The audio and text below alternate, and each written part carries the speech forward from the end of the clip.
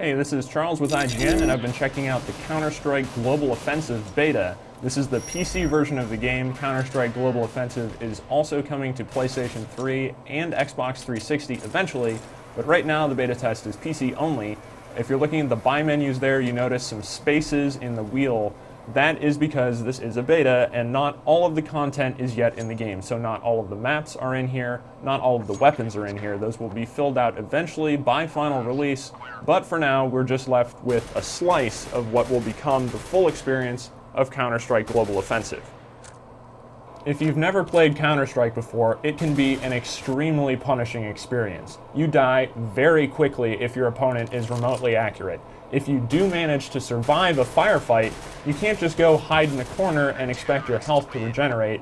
This is a classic style of Counter-Strike gameplay in Global Offensive. Valve has stayed very much true to the roots of the franchise, so there's no regenerating health.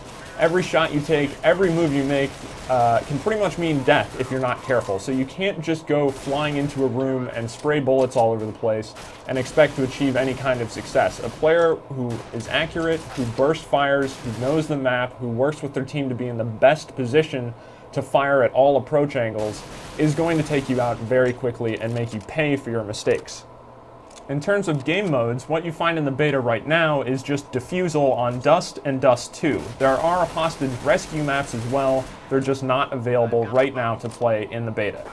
On a Defusal map, the terrorists will try to run to 2 plant sites and plant the bomb at one of them. The counter-terrorist job is to try and stop them from planting the bomb. If it is planted, their job is to try and defuse the bomb before the bomb actually explodes. And then one team wins if they're able to kill the rest of the team before the bomb is planted.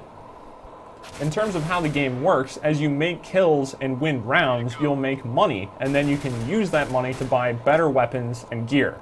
If you manage to survive a round, you will retain that gear when you respawn again for the next round, which is certainly incentive to stay alive. In terms of what you can buy, you buy pistols, you buy submachine guns, you can buy assault rifles, you can also buy very powerful sniper rifles, and if you're good, you can absolutely dominate with something like the AWP that does ridiculous damage with every hit.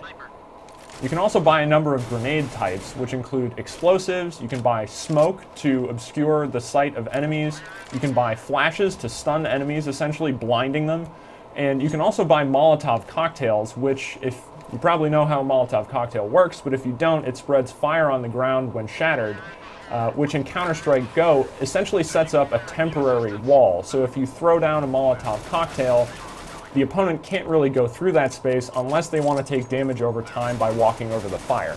Considering how valuable health is in Counter-Strike, that's really not a very good idea. Now there are 2 main play modes in the beta right now. There's casual mode and there's competitive mode. In casual mode, you start out with more money, so right from the beginning you can buy better weapons.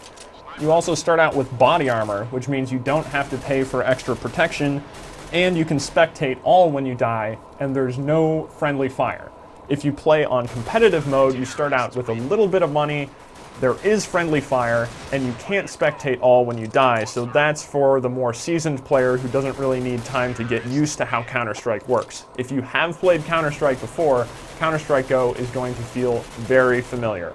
A popular map like Dust 2 has barely been changed at all. It's been given a visual update, but in terms of the actual architecture of the map, it all pretty much works the same. Dust has been changed a little bit. You get a few more access points in the underpass area that weren't there before that I think actually make for a better map. It makes for easier flow and makes, if you want to attack through underpass as a terrorist, certainly a lot easier to do that. If you're going to be totally new to the Counter-Strike experience when Global Offensive is ready sometime in 2012, then there's going to be a learning curve to this game.